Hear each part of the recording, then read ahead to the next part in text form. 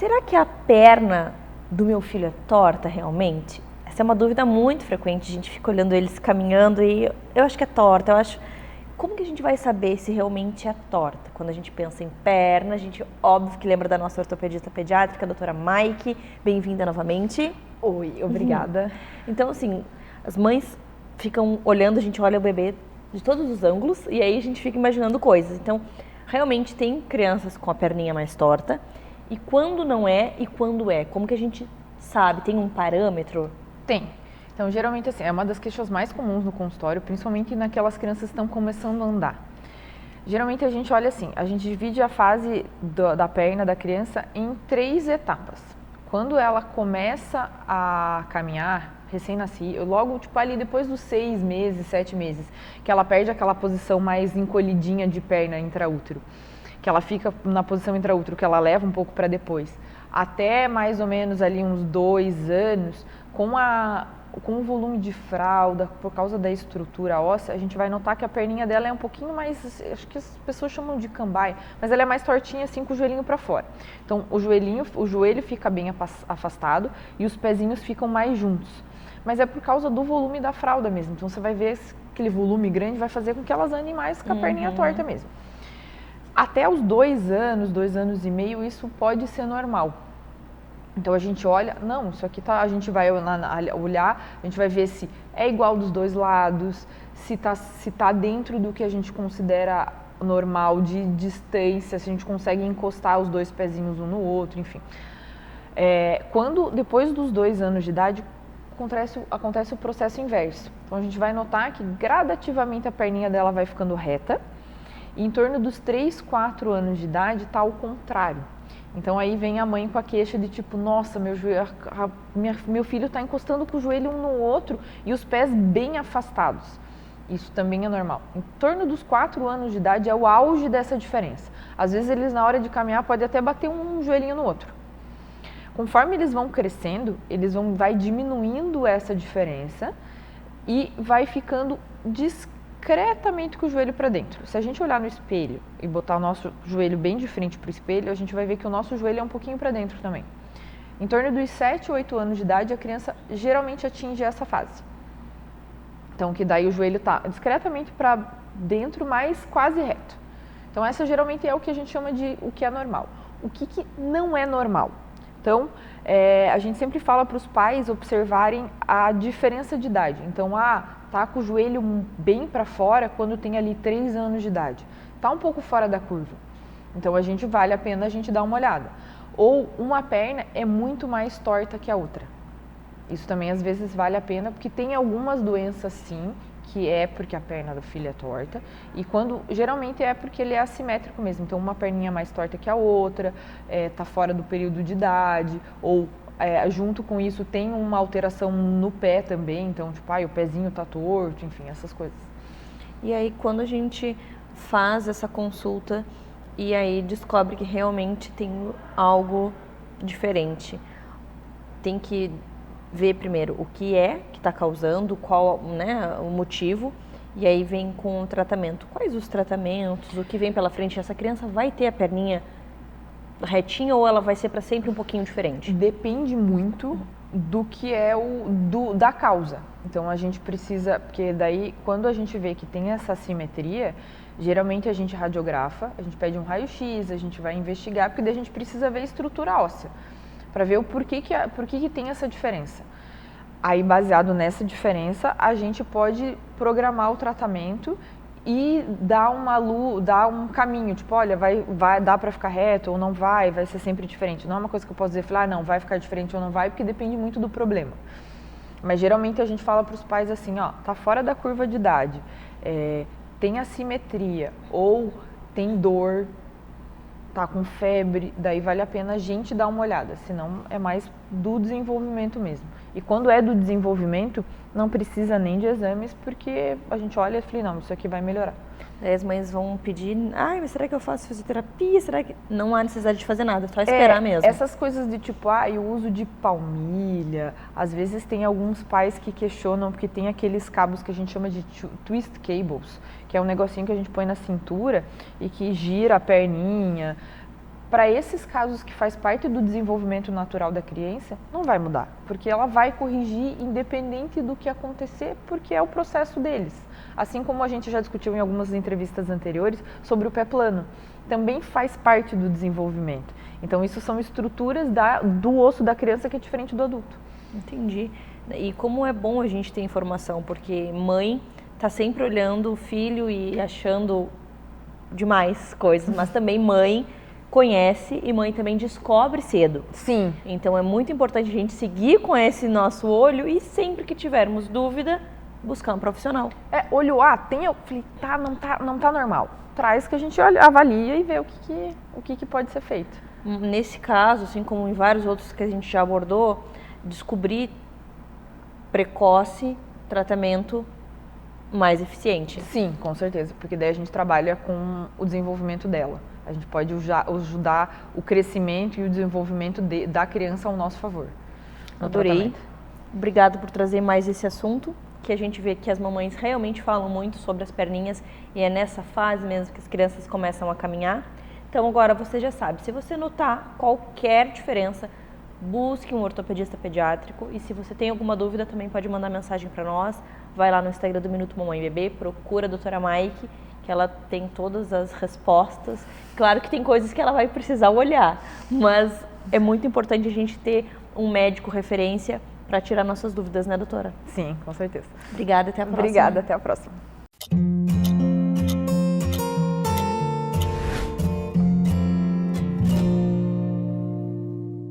Agora nós vamos falar sobre a alimentação das crianças com autismo. Será que muda? A dificuldade aumenta? Quando a gente pensa em alimentação já é algo difícil para muitas famílias, mas é isso que a gente quer fazer aqui, a gente não quer que seja difícil. Com informação, com conhecimento, a gente quer mudar essa ideia de alimentação ser muito difícil. Então hoje a nossa nutricionista Monique vai nos ajudar a entender um pouquinho sobre a alimentação das crianças autistas. Bem-vinda novamente. Obrigada, Mari. É um assunto que eu adoro. Hoje eu atendo 99% das crianças que eu atendo hoje em clínica são autistas, né? E seletividade alimentar são caminhos que andam junto. 90% das crianças, 90%, 80% das crianças hoje que têm um autismo, né? Também são seletiva alimentar. Muda alguma coisa? Muda.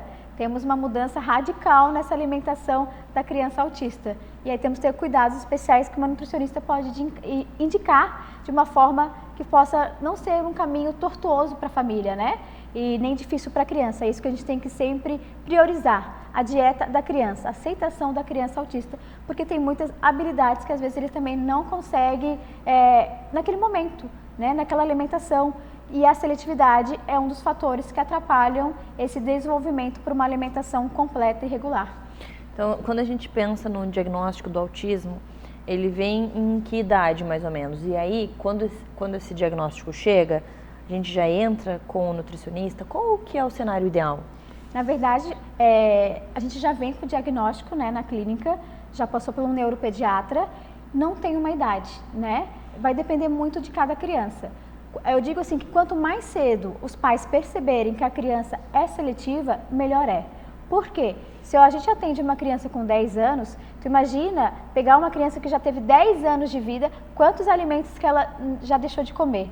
Agora, se eu atendo uma criança recém-diagnosticada com essa dificuldade alimentar, com 2, 3 anos, a gente faz o quê? A gente busca os alimentos que ela já comeu uma vez na vida. Um brócolis, uma cenoura, porque a memória dela, paladar, é uma cenoura. Então, às vezes, é mais fácil resgatar um alimento do que tentar introduzir um alimento novo. Crianças já com 6, 7, 8 anos, dá para trabalhar? Perfeito. Mas quanto menor for a criança, mais fácil, eu digo assim, tentar ajudar essa criança a resgatar esses alimentos. Até porque as famílias, elas querem algo rápido. Querem uma resposta rápida. Leva no nutricionista que é assim que a criança já esteja comendo tudo que tem na feira. Então, assim, a gente entender que quanto antes começar a trabalhar essa questão da seletividade alimentar, mais rápido vai ser para essa criança começar realmente a criar o gosto, o hábito alimentar, né? Exatamente, é mais tranquilo, vamos dizer assim, né, trabalhar. Existe um tempo, levei meu filho na nutricionista. Quanto tempo ele vai levar para comer? Não tem. sabe? Quantas consultas você vai precisar para a gente ajudar essa criança a se alimentar? Não tem, porque não depende de mim, não depende da família só, depende também da criança. Então é um conjunto que tem que trabalhar, porque às vezes a gente trabalha no consultório, mas em casa a gente não consegue retorno. Então, vai depender da criança, da aceitação, da habilidade que ela tem para aquele tipo de alimento. Às vezes ela pode ter um transtorno sensorial, às vezes comportamental, o que dificulta, né, a aceitação de novos alimentos. E o trabalho, principalmente, é familiar. Paciência, persistência é a palavra-chave que eu utilizo no meu consultório. Tem tempo? Não tem. É um processo lento. E eu sempre repito muito nas minhas consultas. É um processo muito lento de persistência e paciência. E aí a gente conversa com as famílias. Você já ofereceu uma cenoura? Já. Quantas vezes? Ele comeu uma vez e ele não quis. Então, às vezes, a gente tem que ofertar aquele alimento 25 vezes para aquela criança. Como é que você ofertou? Ele comeu cenoura ralada e não quis mais comer. Mas a gente tem que fazer o quê? Tenta no suco, tenta numa vitamina, tenta num bolo. Ele aceita o bolo, que maravilha que ele aceita o bolo de cenoura. A gente começa a puxar um alimento dali.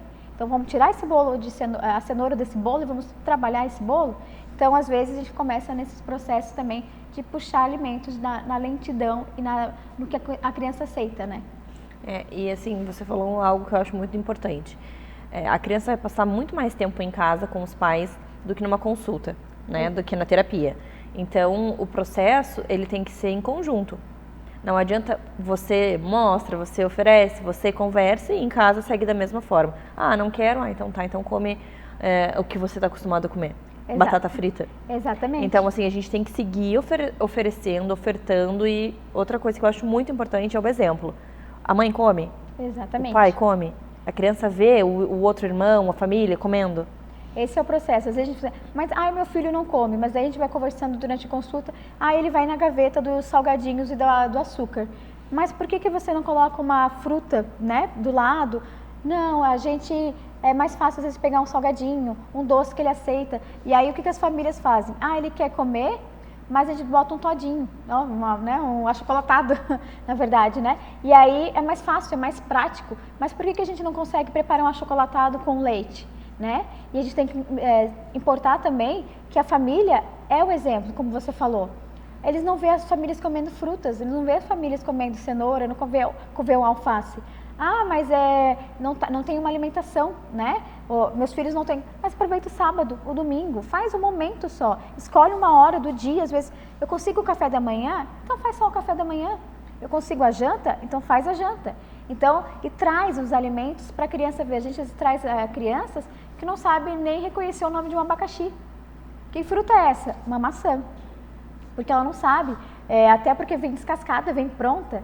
E às vezes é tão simples levar numa feira e mostrar, coloca a mãozinha nesse abacaxi. E essa interação é muito boa também. Vamos escolher as frutas que nós vamos comer hoje à tarde. Vamos escolher os legumes para fazer uma salada, sabe? Essa interação de colocar a criança, participar, vivenciar essa experiência, né? Exatamente. A experiência tem que ser lúdica, tem que ser prazerosa para a criança e confortável, principalmente para a criança autista, que tem muito transtorno envolvido, né? Então tem que ser confortável para ela, sem esquecer da dieta específica para eles, né? Retirada de alguns alimentos que pode trazer e reforçar comportamentos. Então, tem uma dieta específica para a alimentação do autista, retirada de glúten, de caseína, açúcar, corante, industrializados, né? A gente vê muitas leite fermentado, gente, porque a gente atende no consultório de 99% das crianças são leite fermentado, é a principal base da dieta deles. E aí, se tu pegar um leite fermentado, mas tem lactobacilos, a gente tem que ver também que tem muito também açúcar nesses leite fermentado. Quem sabe a gente pode trocar por um outro tipo de leite vegetal, mais saboroso, mais nutritivo. E às vezes a gente tem que fazer só uns ajustes, né? E fazer gradual. Não adianta a gente pegar algum alimento de uma forma e tentar fazer de outra. Então, um processo gradual, lento, de persistência e paciência. Que legal, obrigada por dividir conosco todas essas informações e até a próxima. Eu que agradeço, obrigada. E conheça o meu Instagram.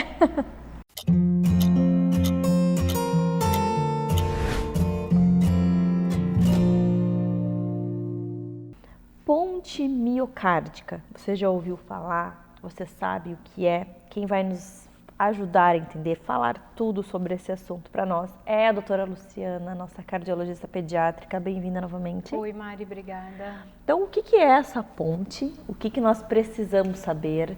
O que você trouxe para nós de conteúdo sobre esse assunto? Então, é um assunto bem raro na cardiologia pediátrica, na cardiologia de adulto também, mas de vez em quando aparece, né? E assim, é um assunto interessante até.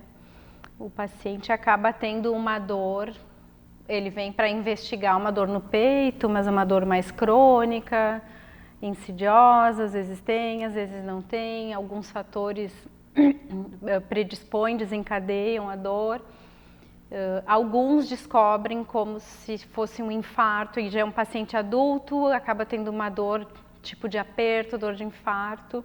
E o paciente vai fazer um exame e não é infarto, e aí se investiga e o que é? Aí aparece a tal da ponte miocárdica. Na criança, o diagnóstico já é um pouco diferente porque não se suspeita que a criança esteja infartando, né? Então acaba se pesquisando, se investigando de uma outra maneira e não diretamente com o cateterismo. Mas o paciente chega para a gente para investigar com uma queixa de dor no peito que é persistente e recorrente. E aí a gente acaba fazendo avaliação com ecocardiograma para avaliar a função, avalia o sintoma, exclui qualquer outro sintoma, esse sintoma gástrico, dor osteomuscular, ansiedade, um monte de coisa, né? Porque como é um diagnóstico raro, tu acaba excluindo todas as coisas mais prováveis de ser até chegar nela, né? E chegando nesse diagnóstico confirmado, ponte miocárdica. E aí, o que fazemos, né? Depende do sintoma do paciente e de função do coração. Normalmente é uma doença benigna que se consegue manejar com medicação via oral, medicação bem simples, medicação beta-bloqueadora, que é de tratamento de pressão alta, enfim, pressão rotineira da cardiologia, assim, né? E os pacientes normalmente respondem muito bem à medicação. E aí é uma doença benigna, assim, ter cuidados durante o esforço físico, sudorese intensa, se hidratar bastante, para os vasinhos ficarem bem cheinhos, né? E algumas vezes o tratamento pode também necessitar de cateterismo cardíaco, colocação de stent naquele vasinho, aquela molinha que mantém o vasinho aberto, ou uma cirurgia de ponte, tipo aquelas pontes de safena que todo mundo conhece, para desviar daquela parte da coronária que o músculo abraça e aperta na contração cardíaca. E isso tudo acontece dentro da pediatria, tudo que estamos falando é relacionado ao coraçãozinho das crianças. Eu trouxe um assunto raro, é raro, mas acontece, né?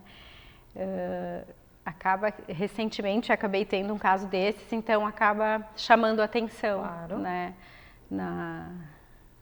De trazer, de falar de novo sobre isso. Com certeza, né? Porque a gente aborda muitos assuntos e, claro, a gente traz primeiro o que é mais comum, o que acontece mais. Só que nós também não podemos esquecer do que acontece com pouca frequência também. Ainda mais pensando em pouca frequência, mesmo assim você teve um caso e lembrou de trazer para o Minuto Mamãe Bebê para a gente abordar. E falando nesse caso, como foi a repercussão, o que teve que fazer, como que o paciente está? Reviramos o paciente do avesso, basicamente, né?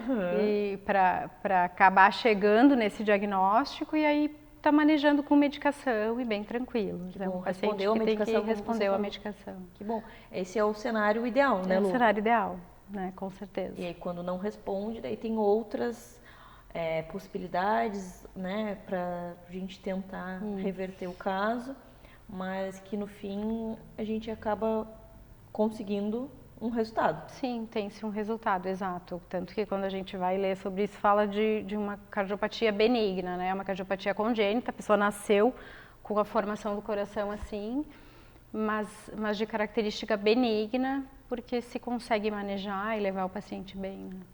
Lu, obrigada por trazer esse tema e eu espero que você também tenha entendido, mas caso tenha Ficado com alguma dúvida, manda sua pergunta que a Lu responde para nós. Porque eu, de cardiologista, não. Mas nós temos a nossa cardiologista pediátrica que vai nos ajudar a entender tudo, né, Lu? Isso. Até a próxima. Até.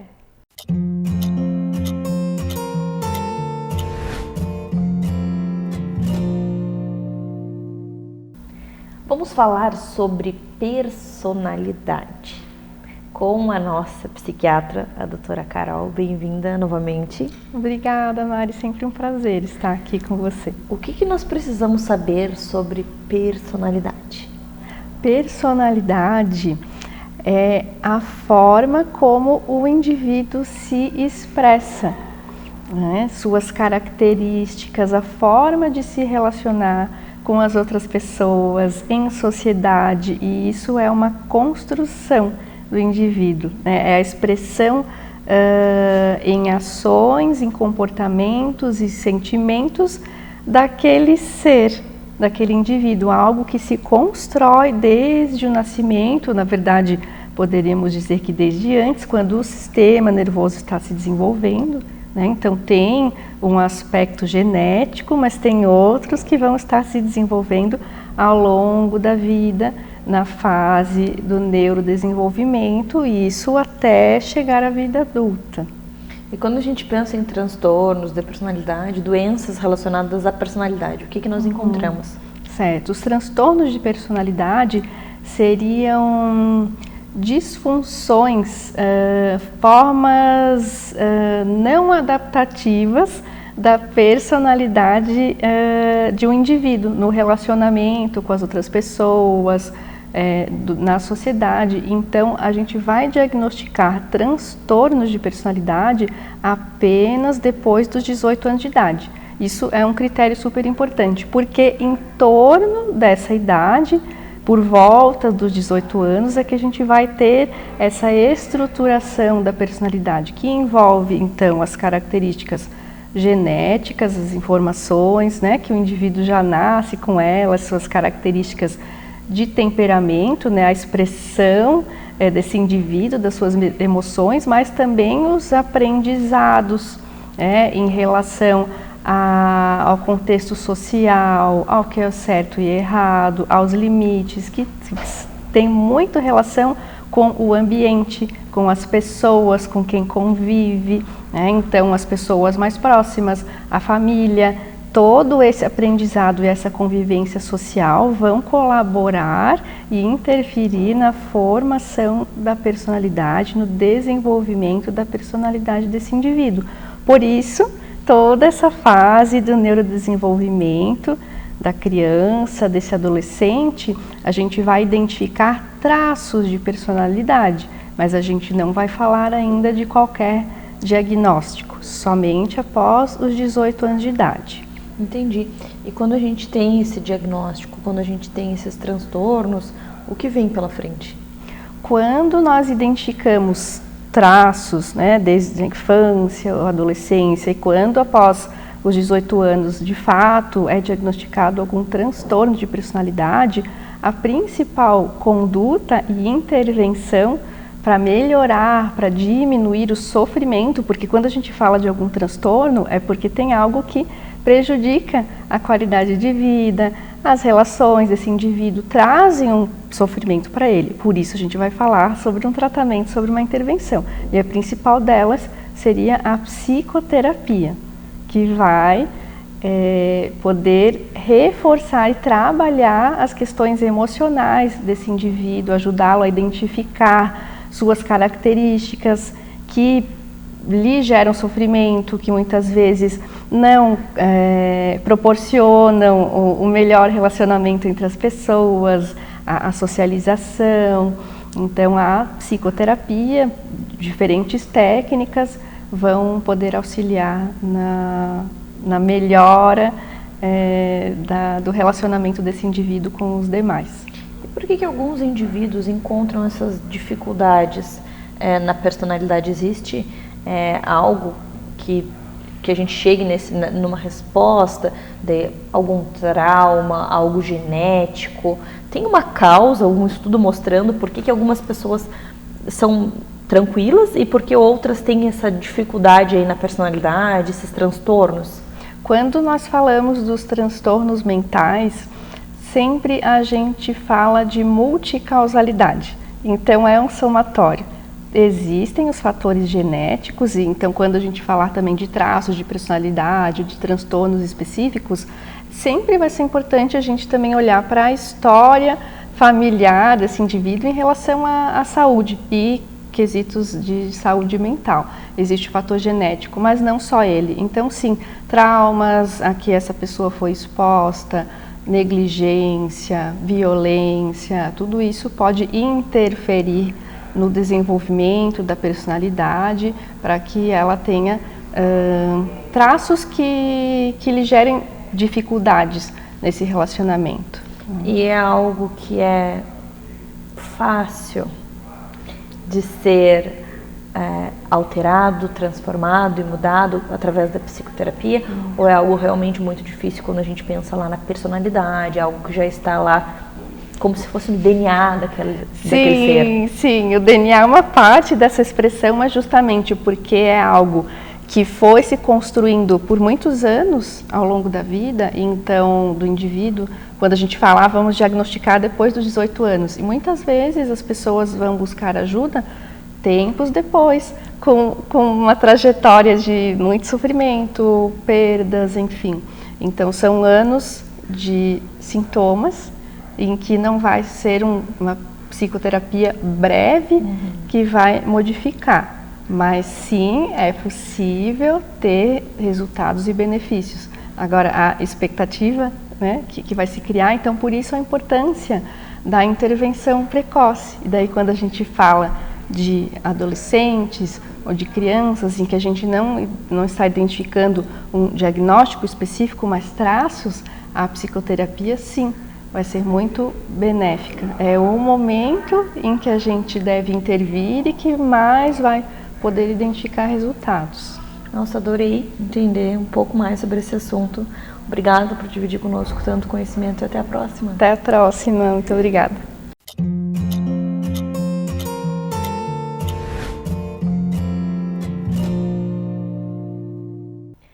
Na nossa entrevista anterior com o nosso terapeuta, nós falamos sobre presença.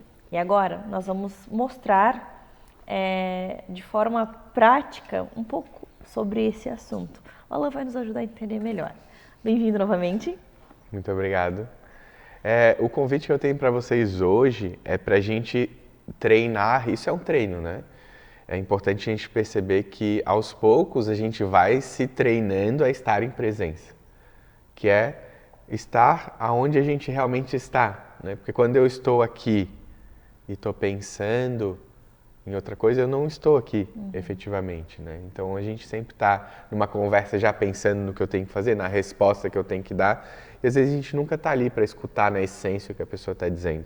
E os nossos filhos também é a mesma coisa. Então eu quero convidar vocês para a gente fazer uma visualização que vocês podem fazer em casa, que vocês podem fazer de manhã, rápida, né? Para vocês se colocarem em presença. Então o primeiro movimento é se colocar num lugar confortável, fechar os olhos, que a gente percebe também que os nossos olhos, quando a gente está aberto, a gente enxerga o que está ao redor, mas quando a gente está de olhos fechados, a nossa visão é infinita. E nesse primeiro momento, vocês perceberem a respiração de vocês. E percebe que eu não preciso mudar nada, é só perceber. Perceber a respiração como que ela acontece. Se ela acontece lenta, se ela acontece rápida, se ela acontece curta, profunda.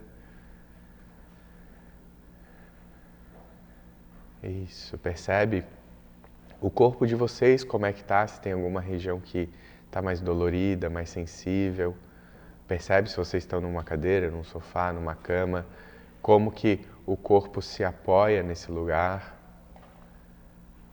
E você começa a perceber o seu corpo. E tudo bem se os pensamentos vierem, você não precisa brigar para que eles não venham, você pode simplesmente desligar esses pensamentos, como se fosse um interruptor, assim, você desliga. E se eles voltarem a ligar, você volta a desligar. Mas acolhe os pensamentos, eles também fazem parte. Imaginem agora também atrás de vocês a energia do teu pai, a energia da tua mãe, o teu pai no teu lado direito, a tua mãe no teu lado esquerdo. E atrás deles todas as pessoas que vieram antes, todos os teus ancestrais, que possibilitaram a tua vida, que possibilitaram que tu estivesse aqui. Percebe a força que eles te dão e não é o teu pai e tua mãe aquele homem, aquela mulher normal com vários defeitos, é a energia maior dessa fonte criadora que é o teu pai e tua mãe que te deram a vida. Você começa a perceber atrás de você eles te sustentando, eles te apoiando, independente de toda a história que vocês viveram.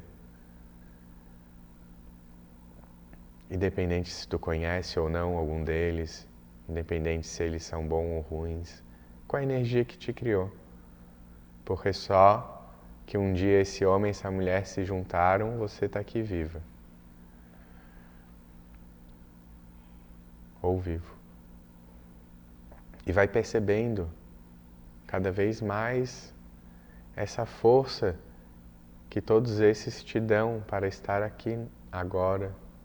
Percebe que aos poucos os pensamentos vão diminuindo, aos poucos você vai sentindo cada vez mais essa presença.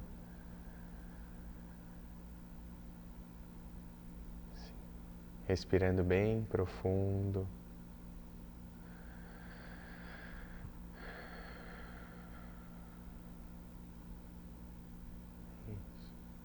E lentamente agora, 2, 3 respirações bem profundas e você pode ir voltando a sentir os teus pés, as tuas mãos, o teu corpo. E lentamente, dando espaço para a luz entrar nos teus olhos, tu vai abrindo lentamente os olhos, voltando a olhar para essa tela, né, que a gente está aqui. Sim. É um grande exercício para a gente fazer nos nossos dias, de nos colocar em presença. Se a gente pudesse fazer isso todo dia, a vida seria às vezes muito mais simples, porque quando a gente está em presença, a gente está pronto para aquilo, né? E sim. Percebe também que nesse movimento a gente busca uma força, né? Às vezes vem uma emoção, tá tudo bem, né? Porque a gente sentir todos esses que vieram atrás de nós, dá uma... mexe, né? Dá uma energia, né? Então, esse é o grande convite que eu tenho para vocês, de que vocês possam se conectar mesmo com essa presença, com essa vida, né? Porque às vezes a gente está muito ansioso, né? E ansioso é a gente estar pensando lá no futuro, pensando no depois, o que vai acontecer lá na frente. Mas a vida acontece aqui no presente. A gente, claro, precisa planejar, precisa olhar para frente, mas a gente precisa caminhar aqui. Então a gente precisa estar firme, com os pés no chão, andando. E quanto mais eu estou aberto a perceber o que está acontecendo, melhor eu conduzo a minha vida. Menos eu reajo às coisas e mais eu ajo, né? Mais eu faço as coisas. Porque normalmente a gente vive reagindo. Alguém fala isso, eu reajo. Alguém faz isso, eu reajo. Quando eu estou em presença, eu posso agir e não só reagir no impulso, sem pensar. Nossa, obrigada por nos trazer essa forma de nos sentirmos presentes. Espero que você faça em casa. E como o Alan disse, se pudesse fazer todos os dias para começar o dia, para você começar realmente presente ali. Obrigada. Eu adorei. Eu espero que quem está nos acompanhando também se sinta presente e faça essa visualização que você nos mostrou agora. Que bom. Eu espero que vocês possam relaxar um pouquinho também com esse momentinho. Eu já fiquei mais leve agora. Estou presente, estou aqui te entrevistando. Que bom. Obrigada e até a próxima. Até a próxima.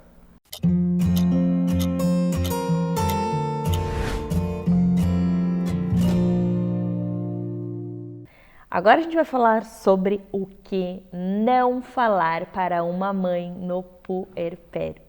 Quando a gente pensa em puerpério, tem uma pessoa que atende as mamães nessa fase direto, a nossa consultora de amamentação.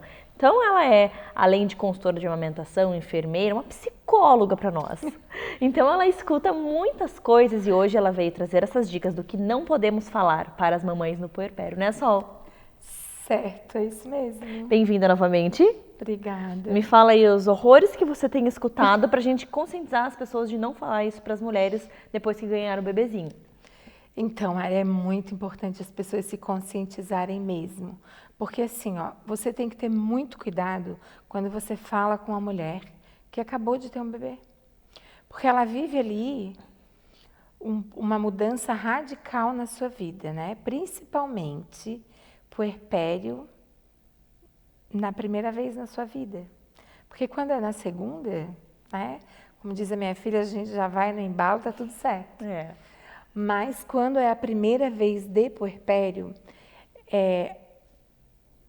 a mulher está vivendo um luto, né? Eu sempre gosto muito de lembrar disso. Está vivendo um começo de uma vida a 3, né? E aí vem as pessoas.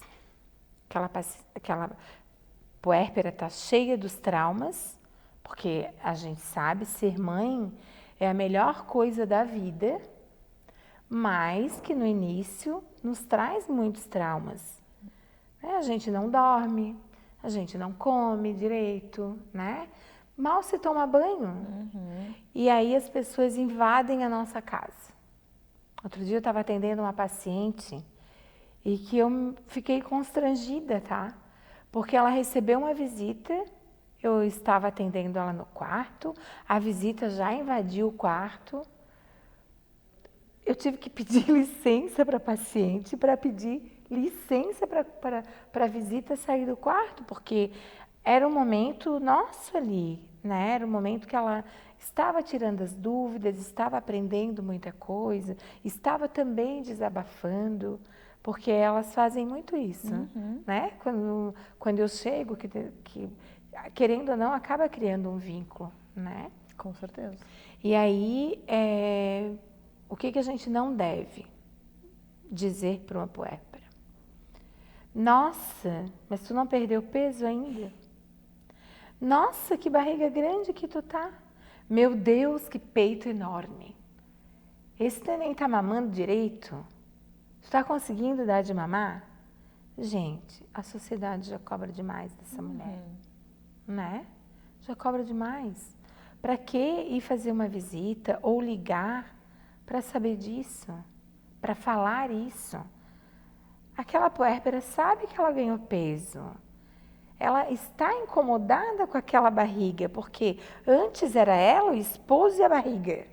Agora ela, o esposo, alguém que não deixa eles dormirem direito e a barriga, né? Então, o físico da mulher tem uma mudança muito grande. E automaticamente o emocional também, né, Mari? E a gente tem que cuidar com o que fala, né? A gente tem que cuidar. Então, essas coisas que assim, o meu filho mamava super bem, o teu não mama, o que está acontecendo? Comparações, né? Comparações, exatamente. Isso é tão cruel. Muito cruel. Faz isso, faz aquilo. Gente, não tem que dar palpite, vai lá visitar na hora que conseguir, né?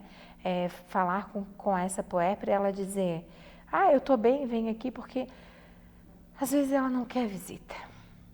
Na primeira semana de vida, a gente não tem puérpera nenhuma que queira visita. E se alguém disser para mim que quer, é mentira. É só para dizer que vou ter que agradar, né? Mas é assim, ó, o que eu tenho a dizer para as puérperas? Tenha coragem, sabe? Coragem de dizer, não, essa semana não, quando der eu aviso, sabe? Quando eu estiver preparada, eu aviso. Tem a vida inteira para ir conhecer o bebê. Tem a vida inteira, exatamente. O começo ali, A amamentação é muito complicada, tu sabe? Muito o que complicado. Muda muito, a pessoa não tá bem, a pessoa não tá com a barriga legal ainda. Exatamente. Sabe? Não criou uma rotina com o bebê ainda. Então é um desafio ali naquela primeira semana. Quando é cesárea, dói, né? Dói para colocar. A gente tem que ficar fazendo, como a gente fala, sala para as pessoas. Se a pessoa quer ficar deitada, se a pessoa não tá afim, quer aproveitar para dormir, sabe? Então, assim, a sociedade tem que entender isso, porque falam que é frescura, que, na minha época não era assim, mas, gente, tem que respeitar o próximo, né? Tem. Eu fico impressionada como as mulheres cobram essas coisas das puérperas. Porque não é um homem que vai julgar. Não. Então, nisso, como a gente fala assim, como as mulheres são desunidas, né? Porque tem muito julgamento, né? É a própria mulher que julga aquilo. Eu não fui assim, que frescura, ela tá fazendo desse jeito. Bem isso. Então, às vezes é respeitar, né? Eu fui de uma outra forma, mas eu respeito o jeito que ela faz, cada um sabe que é melhor, a sua rotina. Seria mais leve, né? Muito. Então, eu sempre falo assim, quer ir fazer uma visita, quer ser uma rede de apoio, seja uma rede de apoio, seja uma visita decente. Entende? Não vá lá trazer mais traumas para essa puérpera. Porque eu estou bem revoltada com essas coisas. Eu imagino, porque tu vê bastante coisa, né? Nossa Senhora. Por demais, gente. Então a gente vai abrir aqui, esse multirão de pensamentos positivo para que você se conscientize de que não pode falar o que você pensa para uma mulher que ganhou o bebê. Isso machuca, isso magoa, a gente já está com as emoções flor da pele. Então aqui eu e a Sol na torcida para que não tenha mais esse tipo de julgamento, essa cobrança e nem essa necessidade de visitar na primeira semana de vida, né, Sol? Espera um pouquinho, né? Deixa baixar essa barriga. Deixa essa mãe se maquiar, tomar um banho decente. Deixa a rotina deixa a rotina iniciar com esse novo integrante, né? E as coisas se acalmarem, vai ter bastante tempo para você conhecer o bebê, daí você não precisa julgar essa mãezinha não, tá? Né, Sol? É isso aí.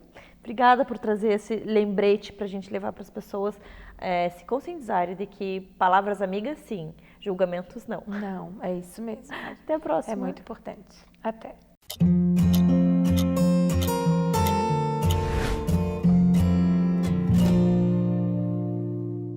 Primavera chegou e os alérgicos, como ficam? Rinite alérgica pegando e as otorrinos pediátricas apavoradas. Consultório assim, Então, óbvio, nós vamos conversar com a nossa otorrino pediátrica, a doutora Ana Santiago. Bem-vinda novamente. Obrigada. Então é isso, né? Primavera aí, criançada espirrando. A gente achou que ia se livrar do ranho, porque o inverno foi embora, mas a secreção segue. E aí, o que a gente faz, doutora? Olha, minha querida, realmente esse ano foi um ano atípico. Não só eu falando, os colegas pediatras, eu conversei com otorrinos do Brasil inteiro, impressionante. O quadro está perdurando, assim. A gente achava que a fase das viroses ia ficar só no inverno e a primavera ia ser só rinite. A gente está tendo a rinite também, mas por incrível que pareça, a gente está pegando crianças com muito quadro infeccioso viral. Muito, muito, muito.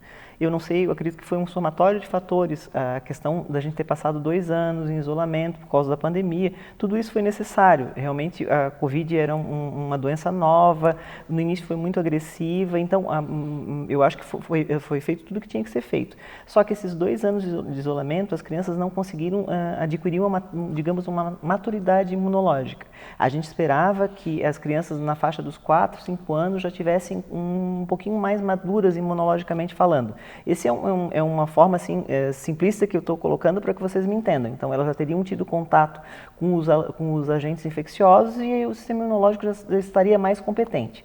O que aconteceu? 2 anos de isolamento, eles não tiveram contato, agora que estão tendo contato, estão fazendo os quadros infecciosos. Então, entra uma, sai outra, entra uma, sai outra. O bebezinho ou a criança pequena na escolinha passa para o irmão mais velho, ou o irmão mais velho que vai na escolinha passa para o bebê e os pais pais acabam se contaminando e o ciclo continua. O quadro vai evoluir por mais algum tempo. E junto com tudo isso, o período das rinites alérgicas, tá? A primavera, geralmente, nos outros anos, a gente esperava que já deveria estar diminuindo os quadros infecciosos, mas por causa desse acúmulo de pacientes com um sistema imunológico mais, digamos, deficiente ou não tão maduro, a gente está vendo que tem muito mais quadros virais do que o esperado. E junto com isso, os quadros de rinite na primavera. Por quê? Porque é época da polinização, é época que que tem muita gramínea, que as flores florescem e os pacientes alérgicos sofrem com a exposição a essas substâncias. Os alergenos entram pela mucosa nasal e causam um quadro inflamatório. A alergia é um processo inflamatório. Eu digo que não é todo mundo que tem alergia, ou não é todo mundo que pode ter alergia. Algumas pessoas têm essa sensibilidade. Essas pessoas, os alérgicos, em contato com um alergeno respiratório, na hora que eles inalam, a mucosa ela sofre a ação da presença daquele alergeno e ocorre um processo inflamatório. Ocorre produção de secreção, a mucosa incha, dá coceira, obstrui a fossa nasal. Então, a alergia, na verdade, é uma reação inflamatória do nosso organismo a um agente externo. Qual é a melhor maneira de a gente evitar ter alergia? Não se expor ao agente alergênico. Uma criança que tem alergia a pólen ou a poeira deve evitar brincar na grama ou no meio das flores, ou ficar com tapete no quarto ou com bichinhos de pelúcia no quarto. Uma criança que é alérgica a pelos de animais deve ficar longe de animais, não deve dormir com um pet no quarto. Tá? Então, assim, a primeira coisa a ser feita é higiene ambiental, é tentar não se expor àqueles alergenos, porque aí o quadro inflamatório não vai existir. Tá? Naquelas crianças que já fazem isso, mas mesmo assim tem muitos sintomas, o otorrino consegue tratar, tá? E consegue diminuir o processo inflamatório. E a gente consegue fazer com que os sintomas diminuam e a criança começa a viver melhor. Mas assim, a gente sempre pede para os pais essa questão de diminuir a exposição aos alergenos, porque aí a gente vai ter menos sintomas com menor exposição. E como que a gente faz essa pesquisa, essa análise para saber o que a criança é alérgica ou não? Então, o otorrino indica um teste alérgico para ver o que causa essas alergias? Sim, a história clínica é soberana. A gente conversa com os pais, eles vão contar o que está acontecendo e o médico solicita. Muitas vezes, quando a criança é muito pequena, abaixo de 2 anos e meio, às vezes o teste alérgico vai dar negativo. E eu sempre explico que nessa fase inicial, um teste negativo não quer dizer que não tem alergia ou que nunca vai ter. Às vezes ainda não deu tempo de aparecer nos exames, tá? E então, quando a criança é pequena, a gente geralmente nem faz, espera um pouquinho mais para realmente ter a certeza do que está acontecendo. Mas a história clínica é que dá uma pista para o médico do que pode estar acontecendo. Naquelas crianças um pouquinho maior, aí a gente faz os testes alérgicos. Entendi. Tá? E daí, o que muitas pessoas perguntam, que a gente gostaria de saber, assim, como que a gente vai fazer para se livrar dessa secreção? A gente espera, a gente faz simpatia, o que a gente faz? A querida tem o mantra do otorrino. O mantra do otorrino é lave o nariz, lave o nariz, lave o nariz, lave o nariz, lave o nariz. Isso daí funciona. Quando a gente faz a higiene nasal, a gente tira os alergenos que estão na mucosa e aí a tendência é ele não causar tanto sintoma alérgico, tanto processo inflamatório. A importância de fazer a higiene nasal mesmo fora das crises, tá? Para a gente tirar esses agentes externos que podem estar causando irritação na mucosa nasal. Tá? E para as crianças que estão com essa secreção? Continuar lavando, tá? Continuar lavando. E não tem um período que a gente possa esperar?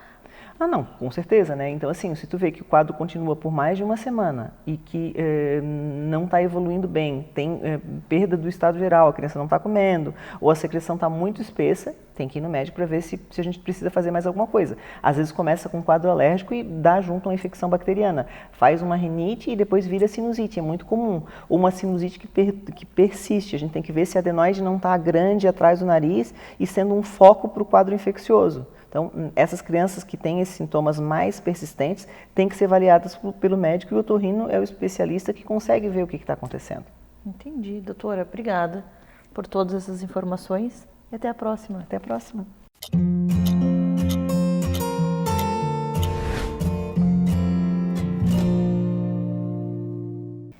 Estamos no mês de novembro, novembro roxo, onde a gente fala muito sobre a prematuridade.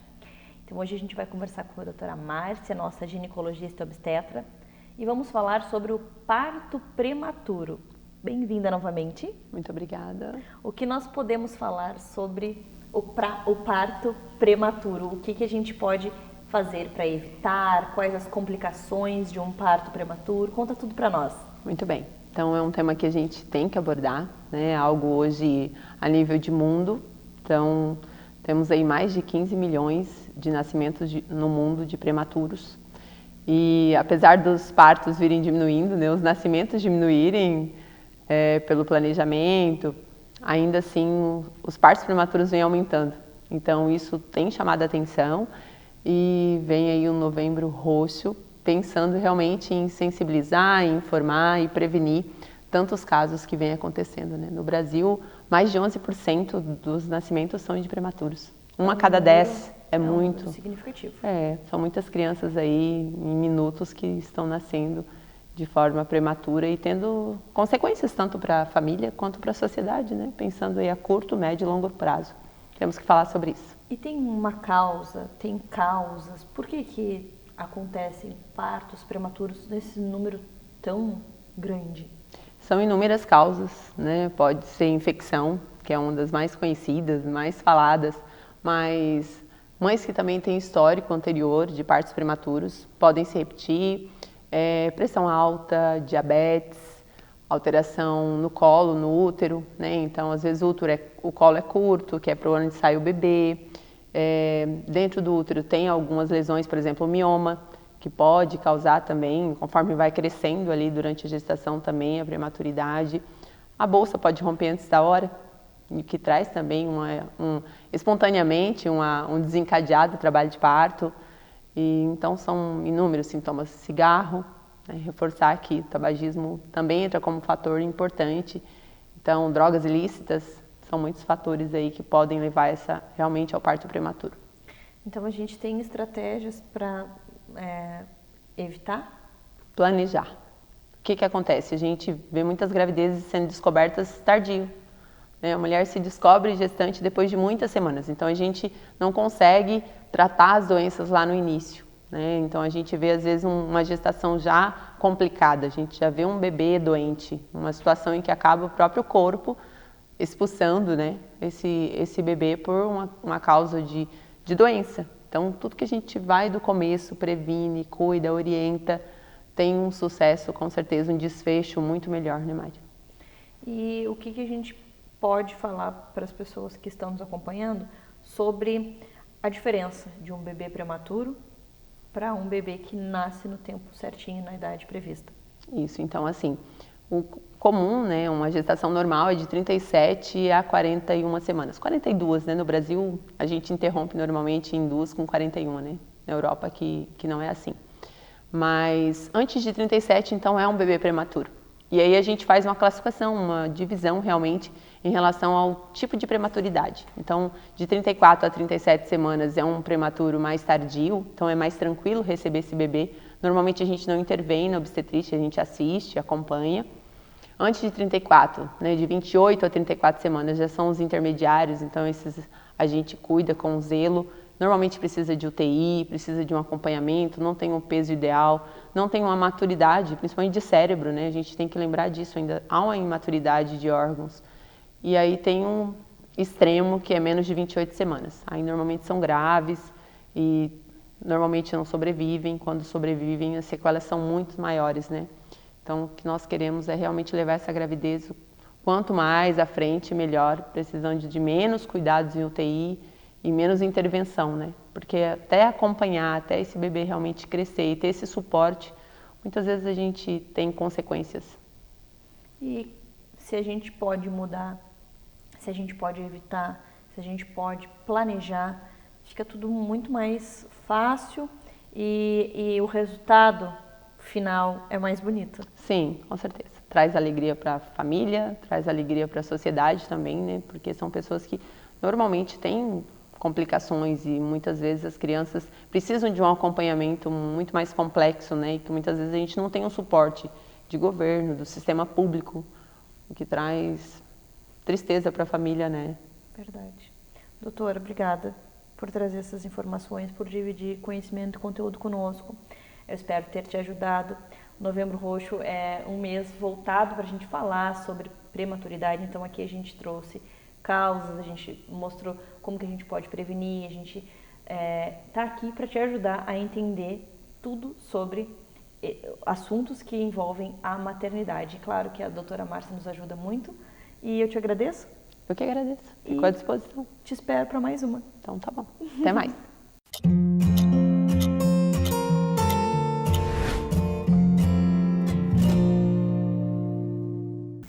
Vamos falar agora sobre fisioterapia pélvica. Quando a gente escuta essa palavra, fisioterapia pélvica, a gente pensa, é só para gestantes. Mas na verdade, não. Hoje a Jéssica, fisioterapeuta pélvica lá da Clínica Fogaça, vai nos trazer alguns momentos, vai citar algumas situações onde a mulher pode incluir a fisioterapia pélvica na vida dela. Então não é só na gestação, né, Jéssica? Isso mesmo. A gente trabalha com a fisioterapia pélvica em todas as fases da vida da mulher. Então, desde mais jovens, quando vão ter uma relação, né, que começam a sentir alguma dor, algum desconforto para ter relação sexual, ou até mesmo no exame ginecológico, não consegue fazer porque sente dor em região de assoalho pélvico, canal vaginal, ou até para introduzir um OB, às vezes tem algumas pacientes também sentem dor, então a gente trabalha toda essa questão, né, o relaxamento dessa musculatura, propriocepção, que muitas vezes esse assoalho pélvico é esquecido, digamos, no sentido de exercícios, né? Muitas vezes ele não é feito nada direcionado para o assoalho pélvico, então a gente trabalha muito essa questão, até para as fases mais avançadas da mulher, então quando ela decidir ser gestante, até antes mesmo de iniciar a gestação, correta é procurar a fisioterapia pélvica, para saber se tem alguma disfunção, se tem uma incontinência urinária, uma incontinência fecal, qualquer coisa assim, e a gente tratar antes da gestação. E também na menopausa, quando está entrando na menopausa, tem algumas alterações fisiológicas, hormonais e tudo mais que afetam o assoalho pélvico também. Então a gente trabalha em todas as fases da vida da mulher. E as pessoas achando que era só lá na parte da gestação, mas não. Então assim, é bom a gente lembrar que relação sexual e dor, elas não combinam. Não. Então, dor é um sinal de que algo está errado. Então, aí já é um começo para a gente buscar a ajuda de um profissional. Outra coisa, escape de xixi. Não é normal. Isso se chama incontinência urinária. Se você deu uma risadinha, perdeu um pouquinho de xixi, não é normal. Não é assim que deve ser. O corpo não funciona dessa forma, né, Jéssica? Então, daí entra mais uma vez onde a físio pode atuar. E daí depois, como ela falou, menopausa e tudo mais. Jéssica, quando a gente fala nesses atendimentos, cada fase, cada reclamação tem um tipo de abordagem diferente, sessões diferentes, como que funciona? Sim, a fisioterapia pélvica ela é bem individualizada para cada paciente. Então, aquela paciente que tem uma dor na relação, a abordagem vai ser totalmente diferente de uma paciente que tem uma incontinência urinária, dependendo do que ela apresentar no exame físico, né? Às vezes a gente acha, ou até as pessoas falam ou pensam que às vezes o assoalho pélvico ele só leva a disfunção, só leva a perda de urina, por exemplo, porque ele está fraco. Eu estou com o assoalho pélvico muito fraco, estou tendo perda de urina. Às vezes não é nem esse o caso.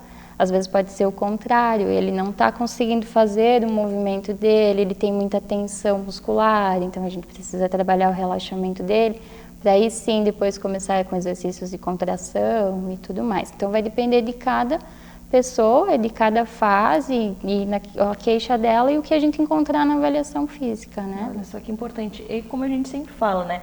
É um atendimento personalizado para cada paciente, né, Jéssica? Isso. E em torno de quanto tempo acontece cada sessão? As sessões lá na clínica Fogaça, elas duram em torno de 40 minutos cada sessão.